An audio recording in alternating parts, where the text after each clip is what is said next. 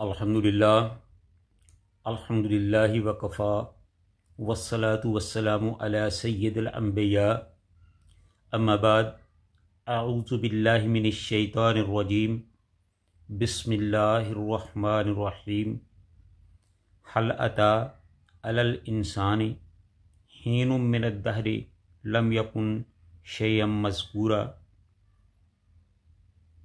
बेशक इंसान पर ज़माने में एक ऐसा वक्त भी आ चुका है कि वो कोई चीज़ काबिल ज़िक्र ना थी। हर किस्म की हम्दो सना अल्लाह ताला की ज़ात के लिए जो सारे जहानों का खालिक व मालिक और परवरदिगार है, और बेशुमार लातादाद दुरूद व सलाम इमामुल अंबिया इमामुल हरमैन ख्वाजा बद्रुल खुनैन सैयदुस सकलैन जद्दुल हसन वल हुसैन शफ़ीउल मुज़निबीन रहमतुल लिल आलमीन हज़रत मुहम्मदुर रसूलुल्लाह सल्लल्लाहु अलैहि व आलिहि वसल्लम की ज़ात गिरामी पर। ये जो मैंने आपके सामने आयत तिलावत की है, ये सूरह दहर की पहली आयत है। इस आयत में अल्लाह ताला ने इंसान को उसकी औकात याद दिलाई है। इंसान को बताया है कि वो जो बड़े बड़े दावे करता है, बड़ी बड़ी ज़बानें बोलता है, बड़ी अकड़ फ़ख्र और गरूर में रहता है, तो इंसान को ऐसे काम करने से पहले सोच लेना चाहिए कि वो उसकी हैसियत क्या है। अल्लाह ताला ने फरमाया कि हल अता अलल इंसान हीनुम मिनद दहरि लम यकुन शैयम मज़कूरा, कि इंसान पर एक ऐसा वक्त भी गुजर चुका है कि जब इंसान कोई काबिल ज़िक्र चीज़ ही नहीं थी।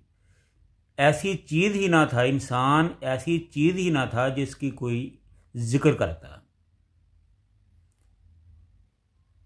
यहाँ इस आयत में अल्लाह ताला ने दो लफ्ज़ इस्तेमाल किए हैं, एक हीन और दूसरा दहर। हीन का माना भी एक वक़्त है, एक मखसूस वक़्त, और दहर का माना भी वक़्त है, लेकिन ये ज़माने के बारे में बोला जाता है, लामहदूद, जिसकी कोई इब्तदा और कोई इंतहा ना हो। आप इसकी मिसाल इस तरह समझ सकते हैं कि दहर एक वक्त का समुंदर है, और हीन की मिसाल ऐसे है जैसे उस समंदर में एक कलम डुबोकर निकाला जाए तो उसके साथ एक कतरा निकलता है। ये हीन का लफ्ज़ वो वक़्त है जब इंसान की पैदाइश, इंसान की तकवीम, इंसान के बारे में गौर व खोज किया गया, इंसान को बनाया गया, उस चीज़ को हीन कहा जाता है।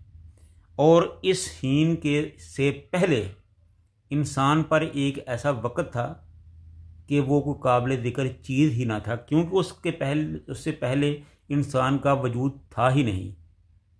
इंसान का वजूद था ही नहीं, पूरी कायनात में इंसान मौजूद ही ना था। इंसान की अभी तकवीम ही नहीं हुई थी, पैदाइश ही नहीं हुई थी, उसका सिलसिला शुरू ही नहीं हुआ था, तो उस वक़्त इंसान कहाँ से आ गया?